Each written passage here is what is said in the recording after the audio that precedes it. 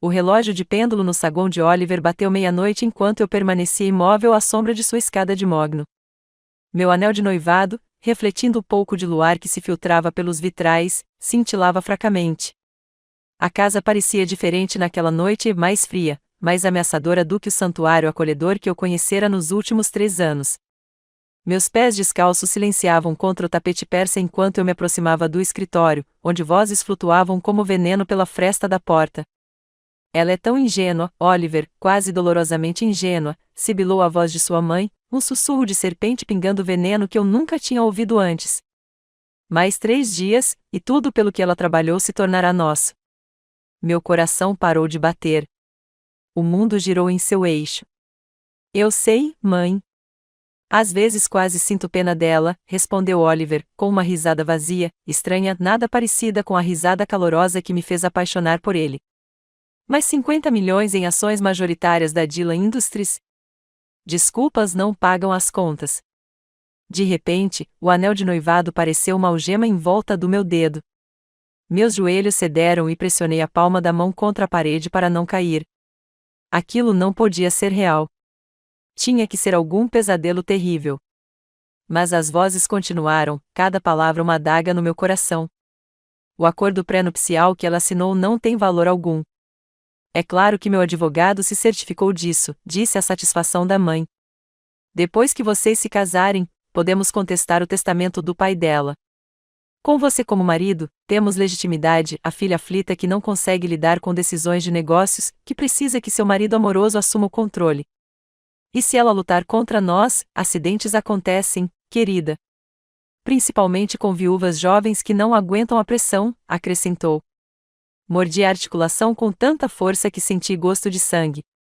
Eles estavam planejando minha morte, meu próprio noivo, o homem a quem eu havia dedicado 3 anos da minha vida, o homem com quem eu deveria me casar em 48 horas, planejava me eliminar para ficar com a minha herança. O assoalho rangeu sob o meu peso, e as vozes silenciaram. Meu corpo se movia no piloto automático, a memória muscular me guiando pela escuridão em direção à porta dos fundos. Eu precisava sair. Eu precisava pensar. Eu precisava sobreviver. Enquanto eu me esgueirava para a noite, um pensamento queimava meu terror como uma marca, eles não tinham ideia com quem estavam lidando. 48 horas antes, eu era a mulher mais feliz do mundo. Meu nome é Janice Dillon e, aos 28 anos, eu achava que tinha tudo planejado. O nome Dillon tinha peso em Charleston, dinheiro antigo, reputação antiga e um império empresarial que meu bisavô construiu do zero. Quando meus pais morreram em um acidente de carro, 2 anos atrás, herdei tudo: a casa na rua Battery, a casa de veraneio em Kiava e o controle acionário da Dillon Industries, uma empresa de transporte e logística avaliada em mais de 100 milhões de dólares. Mas, mais do que dinheiro, mais do que poder, eu achava que tinha amor. Oliver Aldridge era tudo o que eu sonhava em um parceiro: 1,88 metros, cabelos escuros cacheados o suficiente para torná-lo acessível, olhos verdes que pareciam enxergar diretamente na minha alma e um sorriso que me deixava com os joelhos bambos, mesmo depois de 3 anos juntos. Ele era consultor, inteligente, ambicioso e de boa família, embora estivessem passando por momentos difíceis recentemente. A mãe dele, Vivienne Aldridge, fora extremamente calorosa e acolhedora, tratando-me como a filha que nunca tivera. Janice, querida, você vai ser a noiva mais linda, dissera ela naquela mesma manhã, ajeitando o colar de pérolas no meu pescoço. Estávamos no meu quarto, o mesmo quarto onde eu crescerá, cercados pelos preparativos do casamento. Seda e cetim cobriam todas as superfícies, e o ar cheirava a gardênias, minha flor escolhida para o casamento. Ainda não consigo acreditar que isso está realmente acontecendo, sussurrei, encontrando seus olhos no espelho antigo. Às vezes acordo com medo de que seja tudo um sonho. Vivienne apertou meus ombros, seu toque suave, mas firme. Acredite, querida. Oliver te ama mais do que a própria vida. Nós dois amamos. Como ela desempenhou seu papel com perfeição. Passei aquela tarde com minha cerimonialista, Caroline, discutindo os detalhes de última hora. A cerimônia seria realizada no jardim da minha propriedade familiar, entre os antigos carvalhos cobertos de musgo espanhol. 300 convidados testemunhariam Oliver e eu trocando votos sob um arco de rosas brancas e flores de magnólia. A recepção fluiria perfeitamente para o salão de baile que minha bisavó havia projetado, onde uma orquestra de 12 peças tocaria enquanto dançávamos nossa primeira dança. A maneira como você está hoje à noite está tudo perfeito, Caroline me garantiu, marcando os itens em sua prancheta colorida. As flores chegaram esta manhã. O buffet estará aqui ao amanhecer, e o fotógrafo registrará cada momento mágico. Perfeito. Aquela palavra soava como zombaria agora. Naquela noite, eu tinha ido de carro até a casa de Oliver, a modesta, porém elegante, casa vitoriana que sua família possuía há gerações, com uma garrafa de champanhe e sonhos do nosso futuro dançando na minha cabeça. Usei a minha chave, a que ele me dera 6 meses antes, com um beijo e a promessa de que a casa dele era a minha casa. Se eu tivesse batido, se tivesse me anunciado, se tivesse sido qualquer outra pessoa além da tola crédula que eu era, tudo poderia ter sido diferente. Em vez disso, entrei discretamente, planejando surpreendê-lo. A casa estava escura, exceto pela luz que emanava do seu escritório, e eu me movia em direção a ela como uma mariposa em direção à chama, ansiosa para compartilhar minha empolgação com o dia do nosso casamento. A conversa que ouvi mudou tudo. Antes de continuarmos com a revelação chocante de Janice, pare um momento e escreva nos comentários de qual país você está assistindo. Adoramos saber de onde nossa família global de sobreviventes e buscadores da verdade está acompanhando. E se esta é a primeira vez que você descobre nosso canal, clique no botão de inscrição, porque seu apoio nos ajuda a compartilhar mais histórias de mulheres que confiaram em seus instintos e transformaram a traição em triunfo.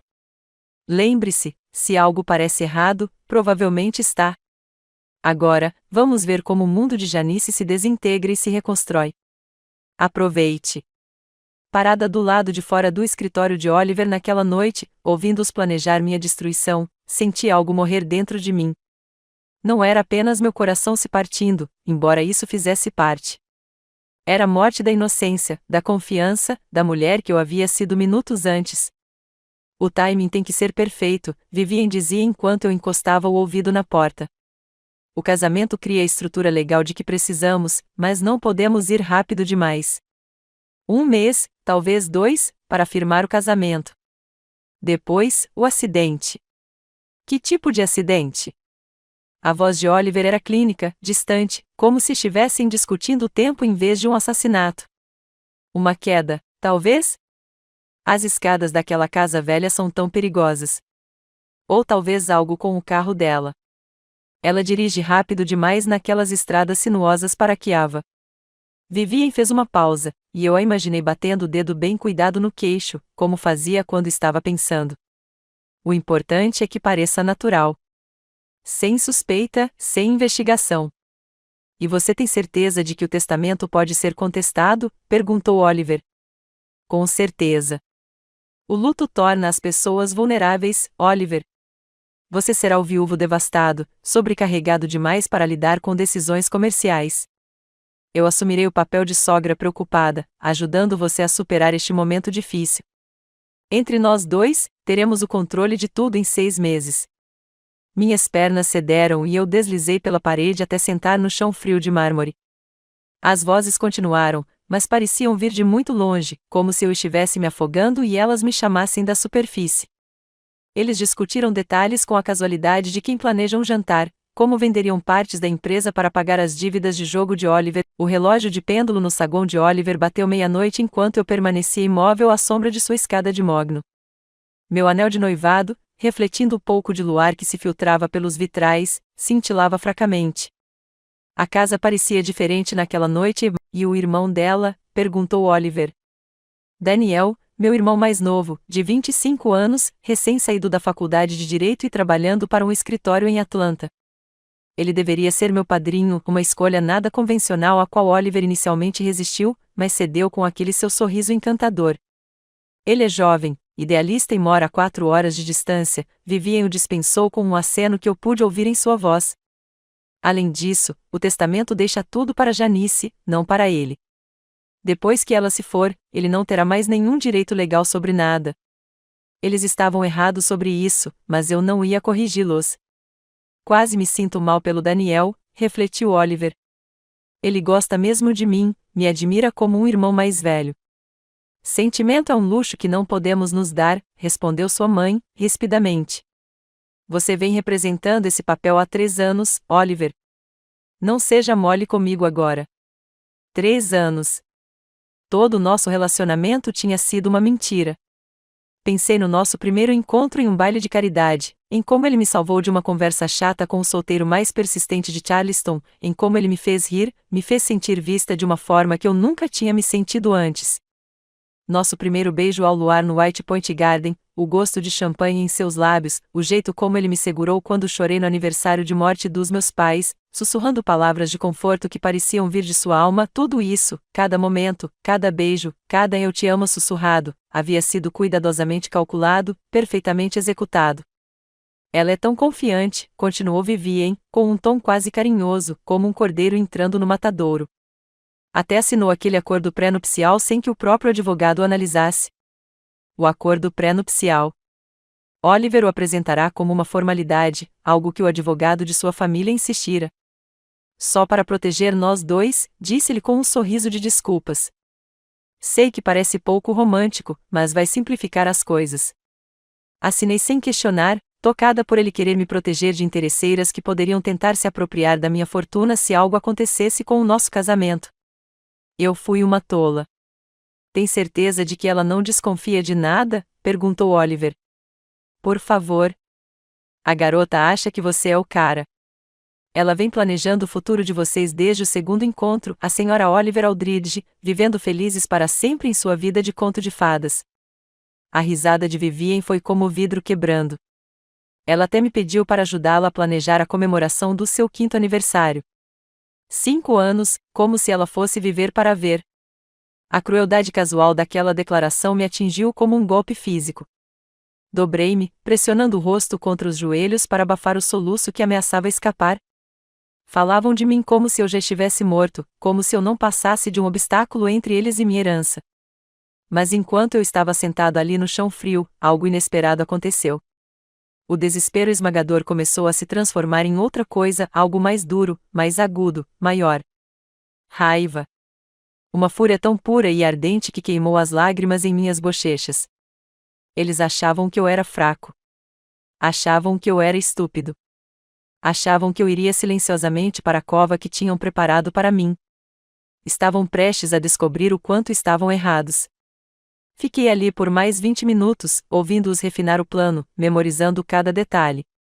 Eles discutiram o seguro de vida que Oliver faria para mim depois do casamento, apenas a cobertura padrão para um jovem casal, ele disse. Conversaram sobre quais bens liquidar primeiro, como explicar minha morte acidental aos meus amigos e colegas de trabalho e até mesmo quanto tempo Oliver deveria esperar antes de seguir em frente com sua vida. Quando saí daquela casa e mergulhei na escuridão da noite de Charleston, eu não era mais Janice Dillon, a noiva ingênua. Eu era outra pessoa completamente diferente, alguém mais forte, mais inteligente e infinitamente mais perigosa do que eles poderiam imaginar. Dirigi para casa por ruas vazias, com a mente a mil por possibilidades. A solução inteligente seria cancelar o casamento, expô-los e deixar a lei cuidar de tudo. Mas, ao entrar na garagem e olhar para a casa onde 7 gerações de Dylans viveram e morreram, eu sabia que não seria suficiente. Eles queriam me destruir. Queriam roubar tudo que minha família havia construído. Tudo bem. Mas escolheram a vítima errada. E estavam prestes a descobrir que Janice Dillon não desistiria sem lutar. Não dormi naquela noite. Não consegui. Toda vez que fechava os olhos, ouvia a voz de Vivien discutindo minha morte como se fosse uma transação comercial, ou a risada de Oliver admitindo que havia mentido para mim por 3 anos. Em vez disso, sentei-me no escritório do meu pai, cercada por retratos dos ancestrais de Dillon que construíram impérios e sobreviveram a guerras, e planejei. Às 6 da manhã, liguei para o Daniel. Jean, meu Deus, que horas são? A voz do meu irmão estava rouca de sono e confusão. Você não vai se casar amanhã? Não deveria estar fazendo um repouso estético ou algo assim? Daniel, preciso que você venha para casa. Não, hoje. E preciso que não faça perguntas até chegar aqui. Algo na minha voz deve tê-lo convencido, porque o sono desapareceu imediatamente do seu tom. O que houve, Jean? Não consigo explicar por telefone. Acredite, é uma questão de vida ou morte, Dani. Literalmente. Houve uma longa pausa. Daniel e eu sempre fomos próximos, mais próximos do que a maioria dos irmãos, talvez porque tivemos que nos apoiar um no outro depois que nossos pais morreram. Ele sabia que eu não exagerava, não pedia ajuda a menos que realmente precisasse. Estarei aí ao meio-dia, disse-lhe finalmente. Janice, aconteça o que acontecer, nós vamos resolver. Você sabe disso, né? Pela primeira vez em 12 horas, sorri. Eu sei. As 6 horas seguintes se arrastaram como anos. Eu me dediquei aos preparativos do casamento, atendendo ligações de fornecedores e simpatizantes, concordando com a Carolina enquanto ela se preocupava com os detalhes de última hora. Oliver ligou 2 vezes, com a voz calorosa e animada, perguntando se eu estava pronta para me tornar a Sra. Aldridge. Nas 2 vezes, consegui soar apropriadamente noiva quando o que eu realmente queria era estender a mão pelo telefone e estrangulá-lo. Mal posso esperar para começar a nossa vida juntos, meu amor, disse-lhe na segunda ligação. Amanhã vai ser perfeito. Sim, concordei, olhando para o meu reflexo no espelho do quarto. A mulher que me olhava tinha o mesmo rosto, o mesmo cabelo escuro e os mesmos olhos azuis, mas algo fundamental havia mudado. Havia uma dureza ali agora, um cálculo que não existia 24 horas antes. Com certeza será. Daniel chegou às 12h03, irrompendo pela porta da frente como costumava fazer quando éramos crianças. Aos 25 anos, ele ainda tinha um pouco daquela energia juvenil, mas os anos na faculdade de Direito o afiaram, dando-lhe uma vantagem que lhe serviu muito bem no tribunal. Hoje, essa vantagem seria útil para nós dois.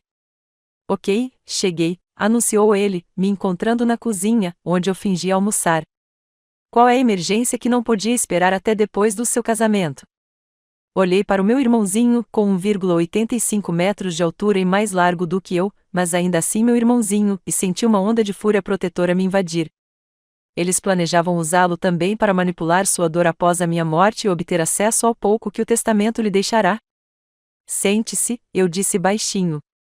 E prepare-se para a pior coisa que você já ouviu. Contei tudo a ele, cada palavra que ouvirá, cada detalhe do plano deles, cada crueldade casual que discutiram. O rosto de Daniel passou por um espectro de emoções, descrença, horror, raiva e, finalmente, uma determinação fria que combinava com a minha. Quando terminei, ele ficou em silêncio por um longo momento. Então, levantou-se e começou a andar de um lado para o outro, com as mãos cerradas em punhos.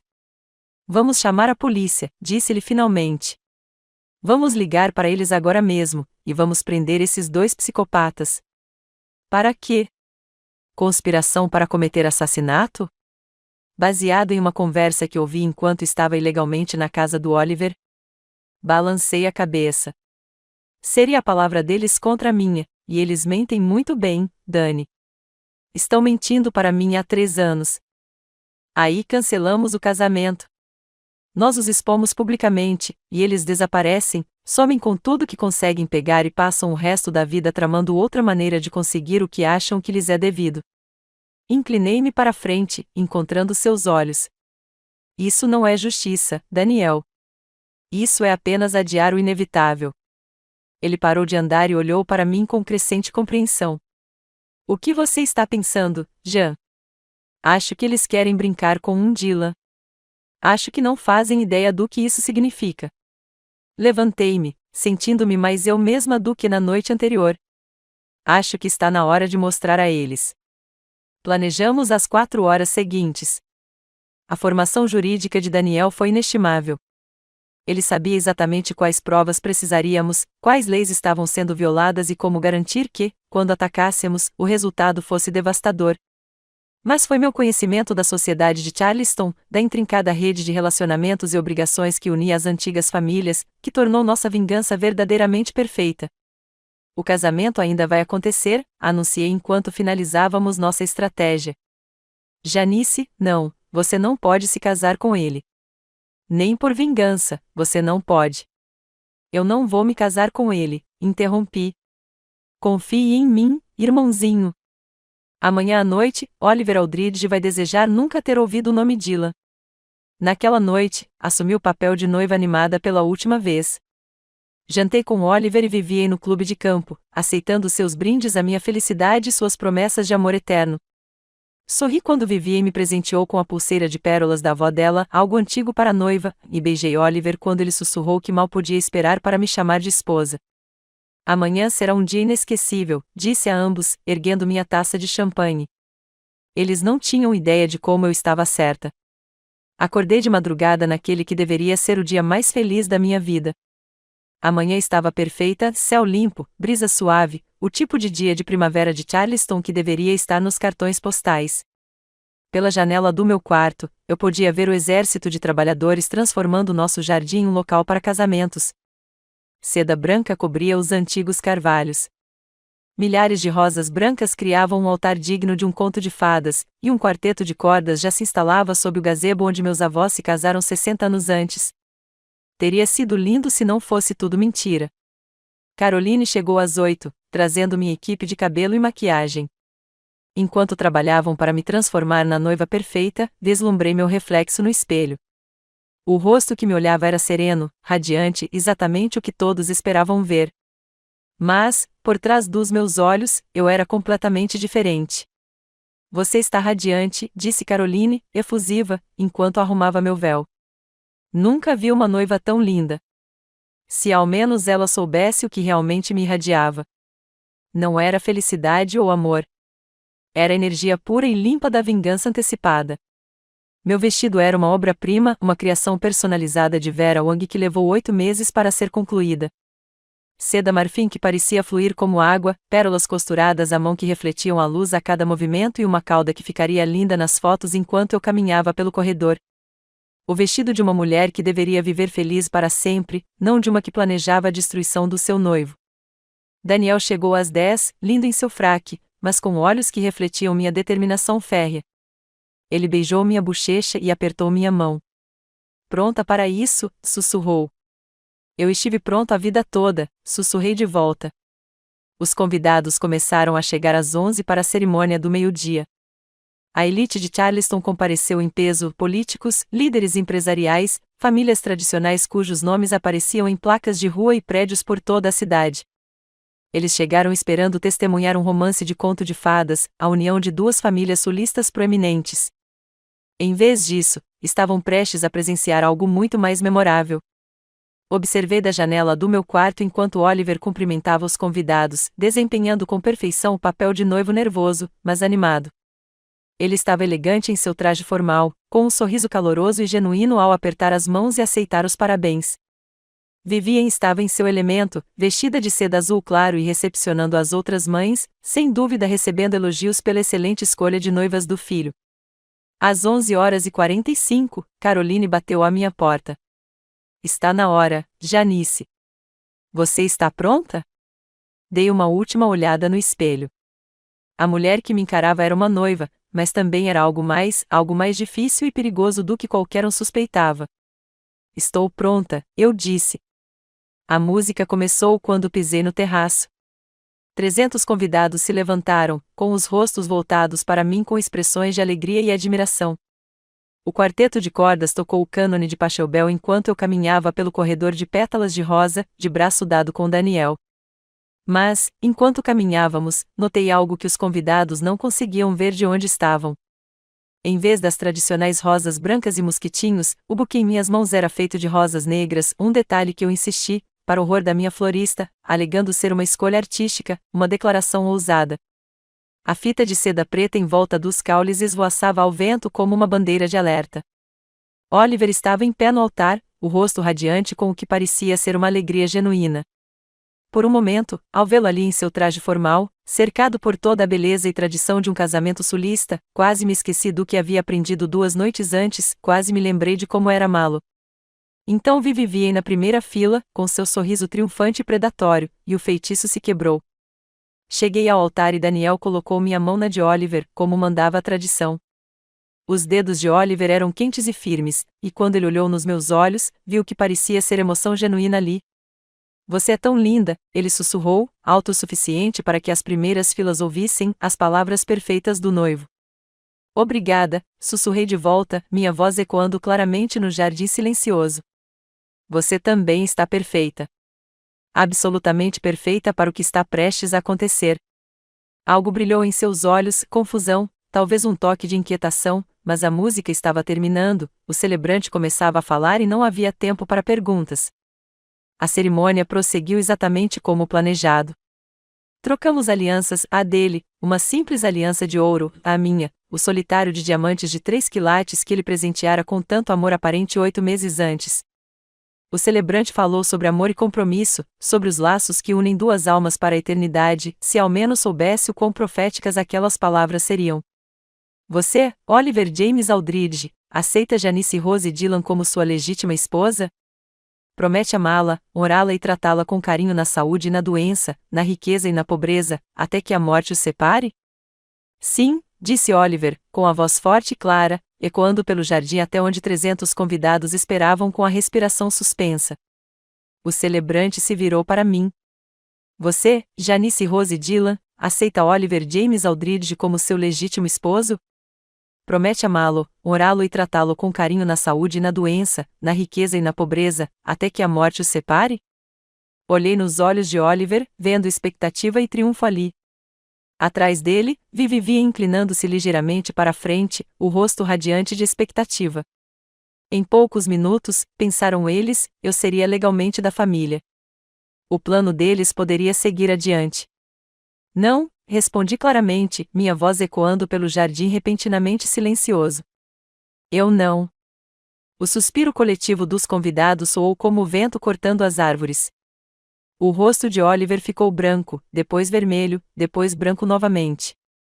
Janice, ele sussurrou, com confusão e pânico crescentes na voz, o que você está fazendo? Dei um passo para trás, criando distância entre nós, e elevei a voz para que todos pudessem me ouvir claramente. Estou salvando a minha vida, anunciei. Porque 2 noites atrás, descobri que meu amado noivo e sua encantadora mãe estavam planejando me assassinar para ficar com a minha herança. O jardim explodiu em caos. Os convidados se levantaram, vozes estridentemente chocadas e incrédulas. Vi celulares saindo, câmeras se virando para nós. Amanhã, isso seria notícia de primeira página em Charleston e além. Janice, você está histérica, gritou Vivian, levantando-se de seu assento na primeira fila. Sua voz era suave, preocupada, a sogra perfeita tentando controlar o nervosismo da noiva. O nervosismo no casamento é perfeitamente normal, querida. Talvez devêssemos ouvir a gravação que fiz, interrompi, pegando meu celular de onde o havia escondido no buquê. Aquela em que você e seu filho discutiram a melhor maneira de encenar meu acidente depois do casamento. Oliver se lançou em minha direção, mas Daniel já estava se movendo, colocando-se entre nós com o instinto protetor de um irmão mais novo que acabará de descobrir que alguém queria machucar sua irmã. Não, disse Daniel baixinho, com a mão no peito de Oliver. Não piore ainda mais as coisas. Janice, pare com isso, implorou Oliver, sua máscara finalmente caindo, revelando o desespero por baixo. Você não entende o que ouviu. Não foi o que você pensa. Não foi o que eu penso, ri, e o som era amargo como o vento do inverno. Deixe eu refrescar sua memória, querida. Apertei o play na gravação que Daniel tinha me ajudado a fazer na noite anterior. No silêncio repentino do jardim, cada palavra era cristalina. Ela é tão ingênua, Oliver. Quase dolorosamente ingênua. Mais 3 dias e tudo pelo que ela trabalhou se torna nosso. Eu sei, mãe. Às vezes quase sinto pena dela. Mas 50 milhões em ações majoritárias da Dillon Industries? Desculpas não pagam as contas. As vozes de Oliver e Vivian discutindo meu assassinato enchiam o jardim como gás venenoso.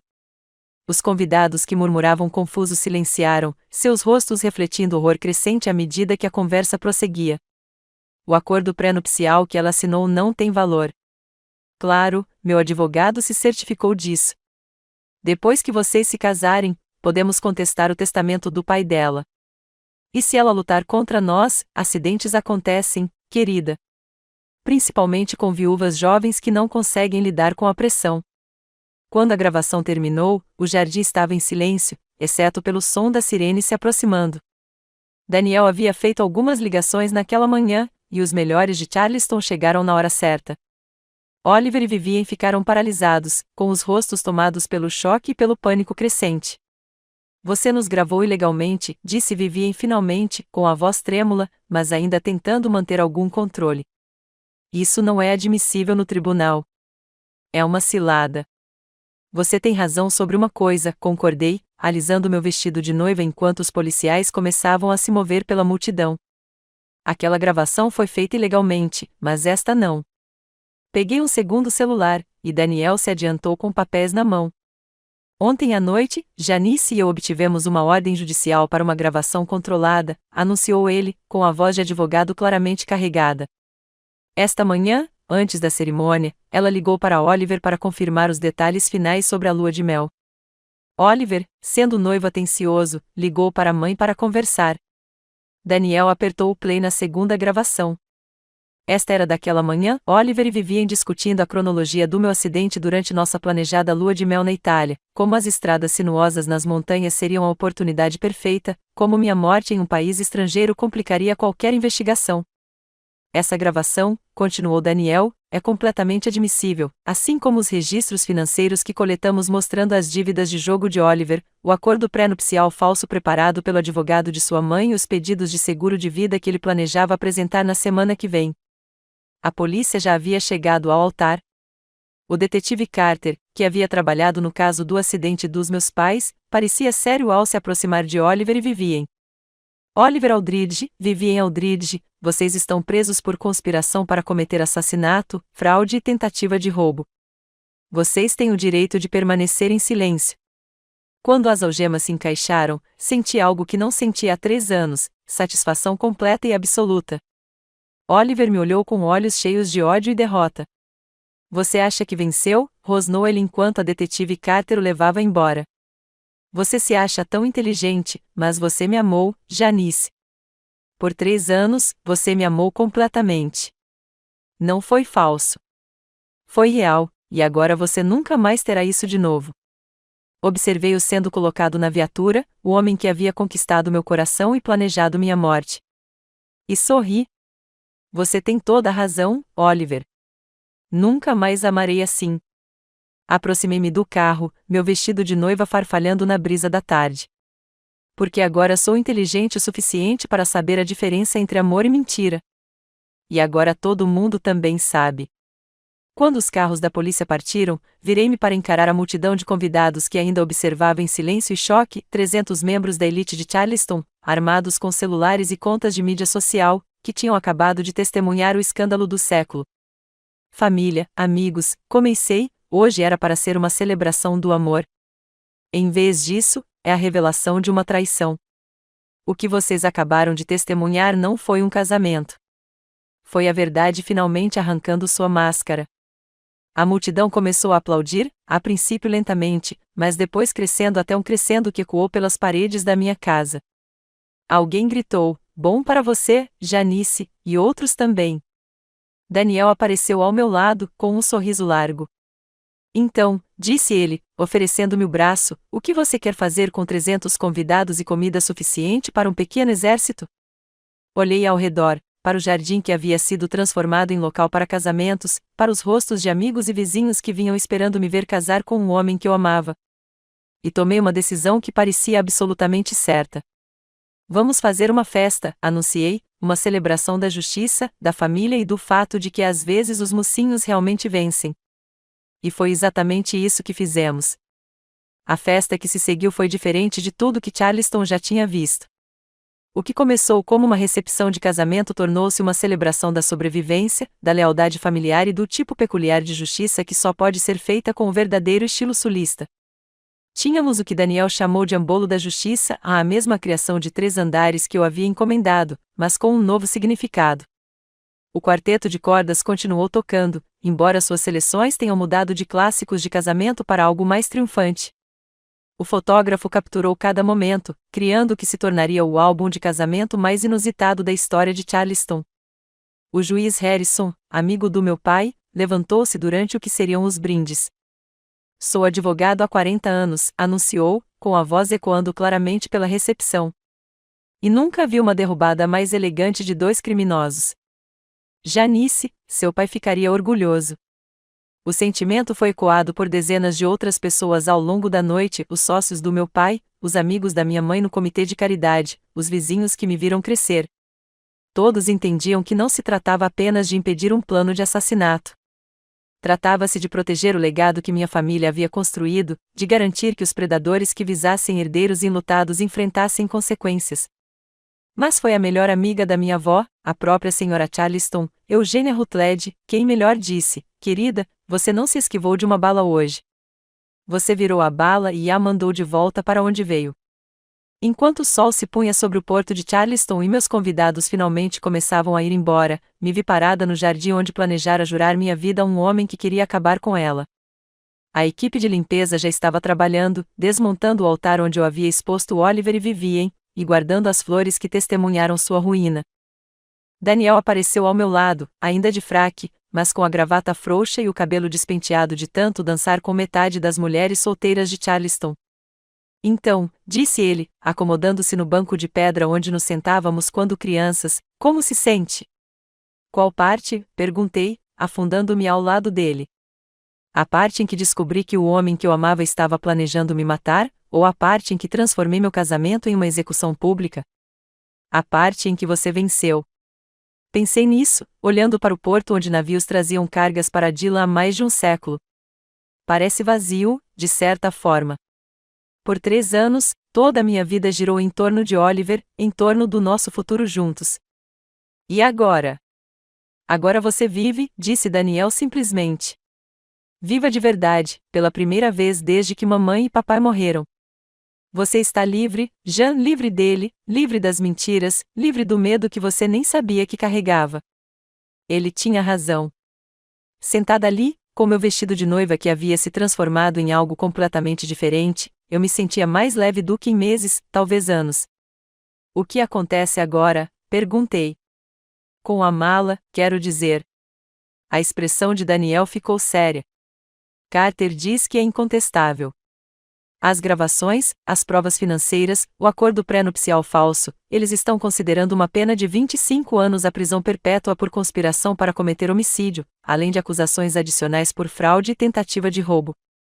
O amigo advogado de Vivien está cooperando, esperando uma pena reduzida. E as dívidas de jogo de Oliver? Pior do que pensávamos. Ele deve mais de 2 milhões a pessoas muito desagradáveis. Provavelmente foi isso que os levou a acelerar o prazo. Se você tivesse se casado com ele, Janice, estaria morta em 1 mês. Eles estavam desesperados. O peso de quão perto eu estivera da destruição me envolveu como um cobertor. Se eu não tivesse decidido surpreender Oliver naquela noite, se eu tivesse batido em vez de usar a chave, se eu tivesse tido menos curiosidade sobre as vozes em seu escritório. Ei, disse Daniel, lendo meus pensamentos como sempre conseguia. Não faça isso. Não pense no Zuice. Você está aqui. Você está seguro. E esses desgraçados vão ficar presos por um longo tempo. Eu sei. É só que, como foi que eu não percebi, Dani? Como fiquei tão cego por tanto tempo? Meu irmão ficou em silêncio por um momento, escolhendo as palavras com cuidado. Porque você o amava. Realmente o amava, com o tipo de confiança que não questiona nem duvida. Isso não é uma fraqueza, Janeiro. Na verdade, é uma força, mesmo que isso a tenha deixado vulnerável. Quase me matou. Mas não aconteceu. E agora você sabe como é a verdadeira traição. Nunca mais será enganada. Ele se levantou, limpando a roupa formal. Vamos tirar esse vestido e vestir algo mais confortável. Amanhã, começamos o resto da sua vida. 6 meses depois, eu estava no tribunal do condado de Charleston, vestindo um terno preto que custará metade do meu vestido de noiva, mas que me parecia 1000 vezes mais poderoso. Hoje era o dia da sentença, e eu esperava por esse momento desde aquela noite terrível em que descobri a verdade sobre o homem com quem planejava me casar.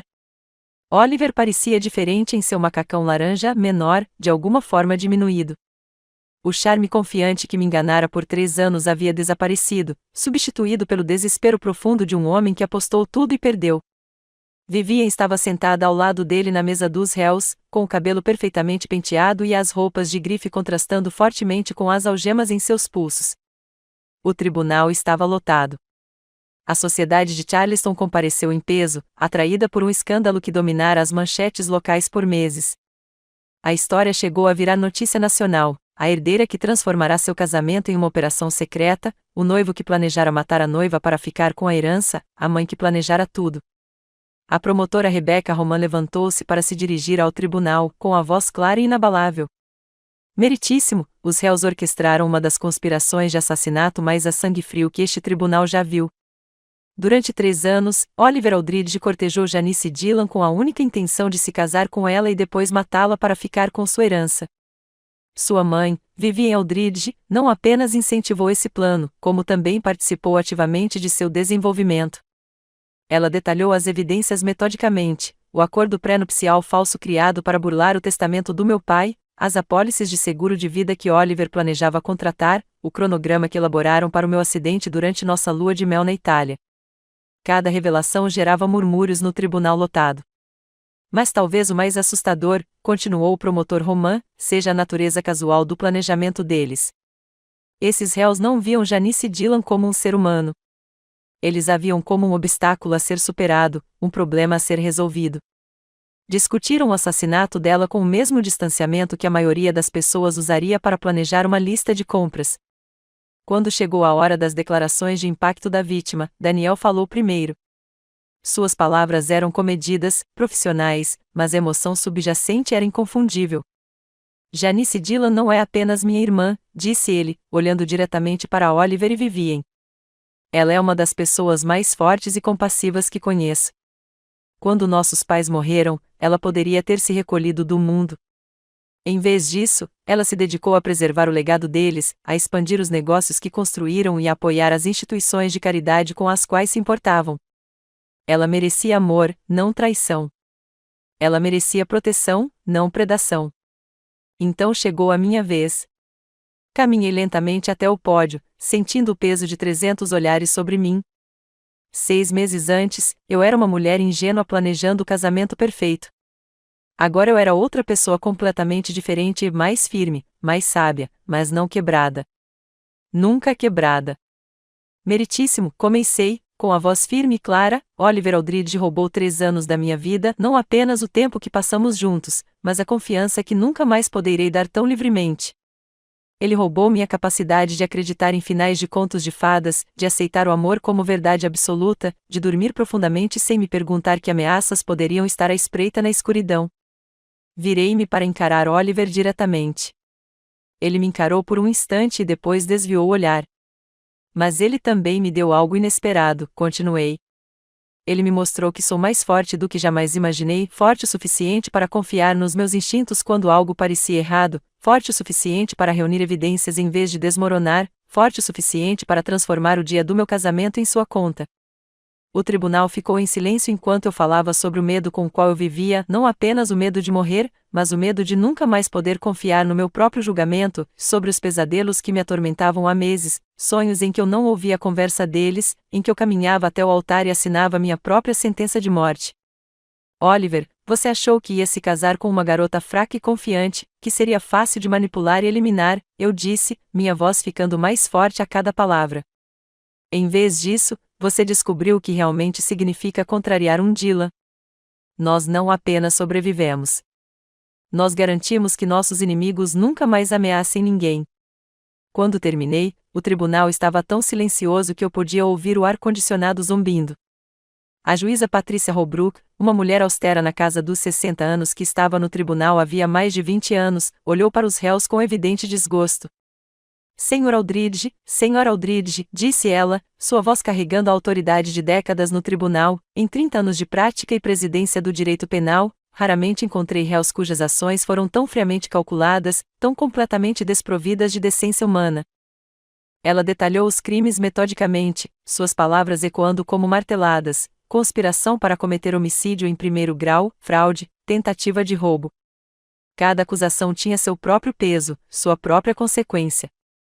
As evidências mostram que este não foi um crime passional ou de desespero, mas a execução cuidadosamente planejada de uma mulher inocente cujo único crime foi amar a pessoa errada. Os olhos do juiz Holbrook se moveram entre Oliver e Vivian. Você se aproveitou de uma mulher que já havia sofrido a perda dos pais, que estava vulnerável em sua dor e confiava em sua natureza. O advogado de Oliver tentou argumentar por clemência, alegando que seu cliente havia sido manipulado pela influência da mãe. O advogado de Vivien a retratou como uma mulher desesperada tentando salvar o filho da ruína financeira. Nenhum dos argumentos obteve sucesso com o juiz ou o júri. Oliver James Aldridge, anunciou o juiz Holbrook, eu condeno à prisão perpétua sem possibilidade de liberdade condicional por conspiração para cometer assassinato em primeiro grau, mais 15 anos por fraude e tentativa de roubo, penas a serem cumpridas simultaneamente. Oliver afundou na cadeira, a realidade de passar o resto da vida atrás das grades o atingindo como um golpe físico. Sua mãe permaneceu rígida, o rosto uma máscara de fúria mal controlada. Vivien Marie Aldridge, como mentora dessa conspiração, condeno você à prisão perpétua sem possibilidade de liberdade condicional por conspiração para cometer assassinato em primeiro grau, mais 20 anos por fraude e tentativa de roubo, penas a serem cumpridas simultaneamente. O tribunal irrompeu em murmúrios de satisfação. A justiça havia sido feita, e todos sabiam disso. Mas o juiz Holbrook não havia terminado. Quero abordar algo que tem me incomodado ao longo deste caso, continuou ela, com a voz cortando o ruído. Os réus parecem acreditar que suas circunstâncias financeiras desesperadoras de alguma forma justificaram suas ações. Deixe-me ser absolutamente clara: pobreza não justifica tentativa de homicídio. Desespero não justifica destruir uma vida inocente. Ela olhou diretamente para Oliver e Vivien. Vocês tinham escolhas. Poderiam ter declarado falência. Poderiam ter buscado ajuda de fontes legítimas. Poderiam ter aceitado as consequências de suas más decisões financeiras. Em vez disso, escolheram como alvo uma mulher cujo único crime foi se apaixonar por um mentiroso. Enquanto os réus eram levados algemados, Oliver se virou para me olhar uma última vez. Seus olhos não demonstravam remorso, nem arrependimento, apenas o ódio frio de um predador cuja presa havia escapado. Isso não acabou, Janice, gritou ele enquanto o oficial de justiça o puxava em direção à porta. Você acha que venceu, mas... Senhor Aldridge, interrompeu o juiz Holbrook bruscamente, o senhor foi condenado à prisão perpétua sem possibilidade de liberdade condicional. Para a senhorita Dillon, isso já acabou.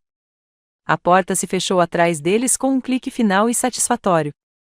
Do lado de fora do tribunal, repórteres me cercavam como abelhas. Perguntas voavam de todos os lados. Como eu sabia que precisava investigar? Como foi descobrir a traição do meu noivo? Como foi ver a justiça sendo feita? Respondi calmamente, pois meu treinamento em mídia, adquirido ao longo dos anos representando a Dillon Industries, me serviu bem. Mas a pergunta que ficou na minha cabeça veio de uma jovem jornalista que abriu caminho pela multidão enquanto eu saía. Senhorita Dillon, ela chamou, o que a senhora diria a outras mulheres que possam estar em situações semelhantes? Mulheres que suspeitam que algo está errado, mas têm medo de investigar? Parei de andar e me virei para encará-la, considerando a pergunta seriamente.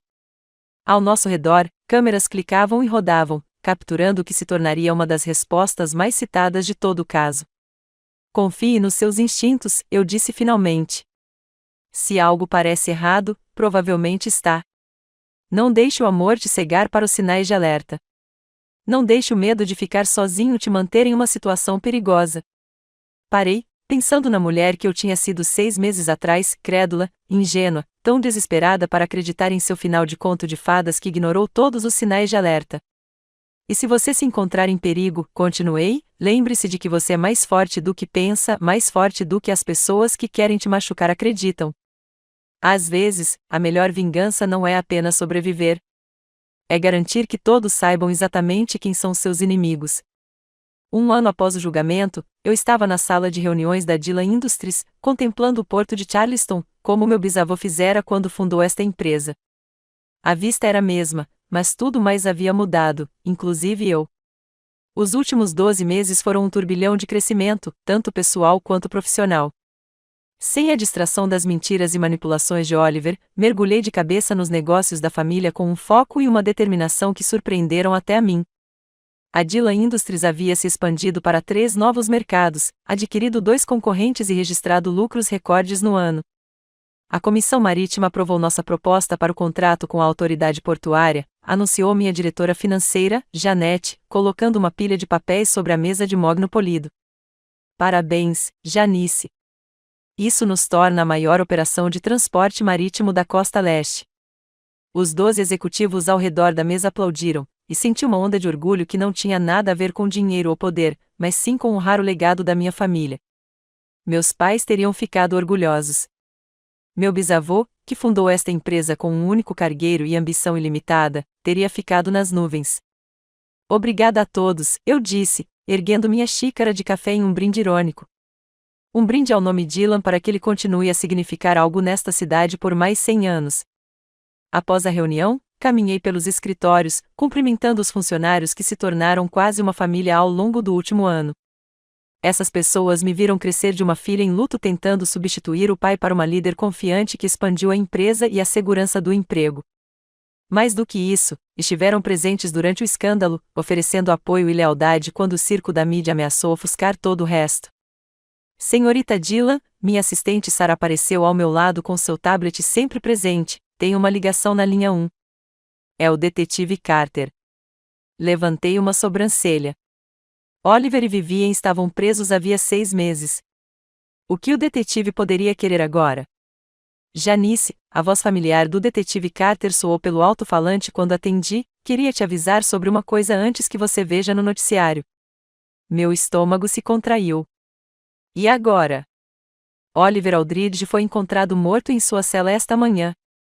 Essas palavras me atingiram como um golpe físico, embora eu não sentisse nenhuma tristeza pelo homem que planejou meu assassinato. Como? Suicídio. Aparentemente, ele vinha enfrentando dificuldades com a vida na prisão mais do que a maioria. O colega de cela dele disse que ele estava falando de você, de como você destruiu a vida dele, de como ele deveria ter te matado quando teve a chance. Afundei na cadeira da minha escrivaninha, processando a informação. E Vivian. Ainda viva, ainda proclamando sua inocência para quem quiser ouvir. Ela entrou com um recurso, mas o advogado dela não acha que vá a lugar nenhum. A detetive Carter fez uma pausa. Janice, quero que você saiba que isso não muda nada. A justiça foi feita. A morte de Oliver não diminui o que ele fez com você ou o que ele planejava fazer. Eu sei, eu disse, e sabia mesmo. Não senti satisfação com a morte de Oliver, mas também não senti tristeza. Ele havia feito suas escolhas, e agora, a última. Obrigada por me contar pessoalmente, detetive. Tem mais uma coisa. Encontramos cartas na cela dele, Janice, cartas que ele escreveu para você, mas nunca enviou. São fantasias perturbadoras e violentas, planos detalhados do que ele teria feito se tivesse saído da prisão. A voz de Carter era gentil, mas séria. Queria que você soubesse caso veja alguma ameaça imitadora ou se alguém entrar em contato com você alegando estar realizando seus desejos. O arrepio que percorreu minha espinha não tinha nada a ver com o ar-condicionado. Mesmo morto, Oliver tentava me aterrorizar. Serei cuidadosa, prometi. E, detetive, obrigada por tudo que fez durante a investigação, por levar meu caso a sério quando ele poderia ter sido descartado como nervosismo pré-casamento. Só estou fazendo o meu trabalho, senhora. Cui disse. Depois de desligar, fiquei sentado no meu escritório por um longo tempo, observando os navios navegando pelo porto e pensando nas estranhas reviravoltas que a vida poderia tomar. 1 ano atrás, eu estava planejando meu casamento com um homem que queria me matar. Agora ele estava morto, sua mãe estava presa pelo resto da vida e eu administrava uma empresa multimilionária com mais confiança e sucesso do que jamais imaginei. O interfone tocou. Senhorita Dylan, seu irmão está aqui para vê-la. Daniel entrou um instante depois, com um rosto sério. Ele obviamente já tinha ouvido a notícia. Você está bem? Perguntou, acomodando-se na cadeira em frente à minha mesa. Acho que sim. É estranho. Eu deveria sentir alguma coisa, certo? Alívio, satisfação, alguma coisa. Mas eu simplesmente me sinto vazia. Isso é normal, disse Daniel. Ele não pode mais te machucar, mas a morte dele não desfaz o que ele fez. Não te devolve aqueles 3 anos nem apaga a traição. O detetive disse que deixou cartas me ameaçando, planejando o que faria se escapasse. Balancei a cabeça. Mesmo morto, ele ainda tenta me controlar pelo medo. Mas ele não pode, disse Daniel com firmeza. Ele se foi, Jean se foi de verdade. Seja qual for o veneno que ele carregava, seja qual for o ódio que ele guardava, morreu com ele. Assenti, sabendo que meu irmão estava certo, mas ainda me sentindo inquieto. Continuo pensando no que a senhora Rutledge disse no julgamento, que eu não apenas desviei de uma bala, eu a virei e a mandei de volta para onde veio. E talvez a bala finalmente tenha encontrado seu alvo. Daniel ficou em silêncio por um momento, depois se inclinou para a frente. Janice, olhe para mim. O que aconteceu com Oliver na prisão não é sua culpa. Você não o matou, a culpa e a covardia dele é que o fizeram. Você o expôs, viu a justiça ser feita e depois seguiu com a sua vida. Era exatamente isso que você deveria fazer. Ele estava certo, claro. Mas, sentado ali no escritório do meu pai, vestindo o manto de responsabilidade que acompanhava o sobrenome Dylan, eu não conseguia me livrar da sensação de que aquela história finalmente, de fato, havia acabado. E agora? Perguntei, repetindo a mesma pergunta que fiz na noite em que me desfiz do casamento. Agora continue vivendo, disse Daniel, sorrindo. Vivendo de verdade. Você provou que consegue sobreviver a uma traição, lidar com uma crise e administrar um negócio. O que mais você quer provar? Pensei nisso enquanto olhava ao redor do escritório que havia se tornado meu santuário. As paredes estavam forradas com retratos dos ancestrais de Dylan, homens e mulheres que construíram algo duradouro apesar de guerras, crises econômicas e tragédias pessoais. Todos eles enfrentaram suas próprias traições, seus próprios desafios, seus próprios momentos em que tiveram que escolher entre desistir e lutar. Todos eles escolheram lutar. Quero provar que o nome Dylan significa algo além do sucesso empresarial, eu disse finalmente. Quero criar uma fundação, algo que ajude outras mulheres que foram alvo de predadores. Assistência jurídica, recursos investigativos, moradia segura, tudo o que elas precisarem para se defender. O sorriso de Daniel se alargou. A Fundação Janice Dylan para a Justiça dos Sobreviventes, algo assim? Levantei-me, sentindo-me revigorada pela primeira vez desde o telefonema da detetive Carter. Oliver queria destruir tudo que minha família construiu. Em vez disso, ele vai ser a inspiração para algo que pode ajudar centenas de mulheres. Isso sim, disse Daniel, levantando-se também, é o tipo de vingança que continua dando certo. Naquela noite, fui de carro até o cemitério Magnolia, onde meus pais estavam enterrados sob um antigo carvalho com vista para o rio Ashley. Eu não ia lá desde o aniversário da morte deles, 6 meses antes, e não me sentia preparada para encarar seus túmulos, considerando tudo o que havia acontecido. Agora, ajoelhada entre suas lápides, com o pôr do sol pintando o céu em tons de rosa e dourado, senti uma paz que não sentia há mais de um ano. Estou bem, sussurrei, colocando rosas brancas em cada túmulo. Sei que você estava preocupada. Às vezes, eu sentia isso, como se estivesse tentando me avisar. Mas eu descobri, e estou bem. O vento farfalhava entre as folhas de carvalho acima de mim, e, por um momento, eu poderia jurar que senti a mão da minha mãe no meu ombro e o sorriso orgulhoso do meu pai aquecendo minhas costas. Oliver se foi, continuei, com a voz mais firme. Ele não poderá me machucar nem machucar ninguém nunca mais. E Vivian vai morrer na prisão, que é exatamente o que ela merece. Fiz uma pausa, pensando na fundação que eu queria criar, no legado que eu queria construir. Vou fazer algo de bom com isso, algo que te deixaria orgulhosa. Vou garantir que outras mulheres não passem pelo que eu passei. Enquanto dirigia para casa pelas ruas históricas de Charleston, passando pelas casas onde gerações da minha família viveram, amaram e lutaram, percebi algo profundo. Eu não era mais a mulher que havia sido traída e quase assassinada. Eu nem era a mulher que transformará seu casamento em um drama de tribunal. Eu era Janice Dylan, filha de Charleston, sobrevivente de traição e arquiteta da justiça. Eu era exatamente quem eu deveria ser. A história que havia começado com tanta escuridão, com planos de assassinato sussurrados e mentiras calculadas, estava terminando em luz, não o falso brilho de um final de conto de fadas, mas o brilho constante e caloroso de uma mulher que havia sido testada pelo fogo e emergiu mais forte do que nunca. Oliver queria me destruir, mas, em vez disso, me transformou em algo inquebrável.